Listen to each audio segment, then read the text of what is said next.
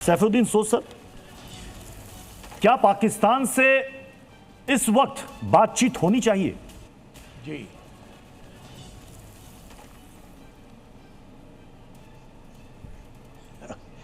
बातचीत का वक्त तो कभी भी हो सकता है।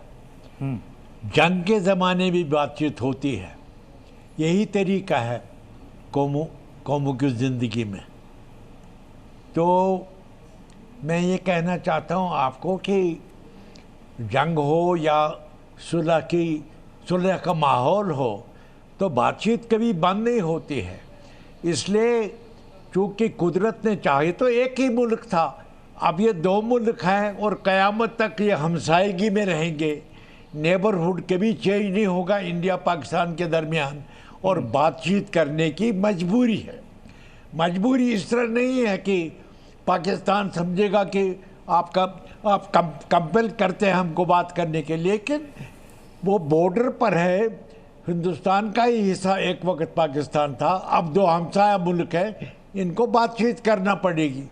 लड़ाई झगड़ा किसी मसले का हल नहीं है। ये कितने लोगों ने बताया।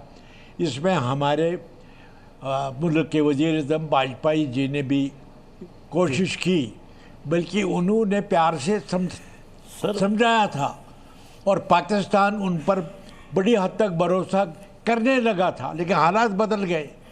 तो बहरहाल मुशर्रफ साहब ने भी ये अंडरस्टैंड किया था, ये मुझे जाती तौर मालूम है, क्योंकि doctor Manmohan sir, due respect मैं कहना चाहूंगा सर, क्योंकि सर आपने अभी इस वक्त यूनियन में मिनिस्टर हुआ करता था। सर अभी आपने कहा कि मजबूरी है।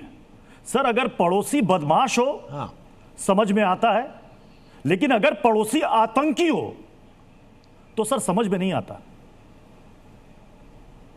आतंकी से कैसे निपटेंगे सर? और आप कह रहे हैं कि बातचीत ही तरीका है सर। अटल जी ने लाहौर तक बस सेवा लेकर गए, उसके बाद उसने करगिल थोप दिया, उसके बाद उसने संसद पर अटैक कर दिया। पीएम मोदी इस्लामाबाद तक गए और उसके बाद उसने पठानकोट कर दिया। सर इस आतंकी पर लोगों को इतना यकीन कैसे है कि साहब चिट्ठी लिखकर कह रहे हैं कि बातचीत करो? हमारी ऐसी कौन सी मजबूरी है सर? लेकिन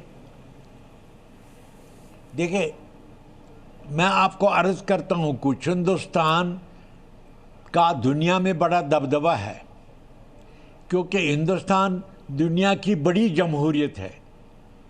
उस नाते से हिंदुस्तान वही करेगा जो यहाँ के करोड़ों लोगों को सूट करता है।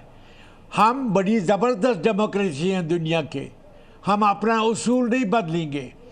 हम पाकिस्तान से ये कहते हैं कि लड़ाई झगड़े से कुछ हासिल नहीं होता।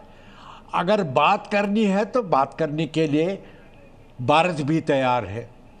आप भारत की मैं तो भारत की तरफ से नहीं बोलता हूँ, अपनी ज़ात की तरफ से बोलता हूँ।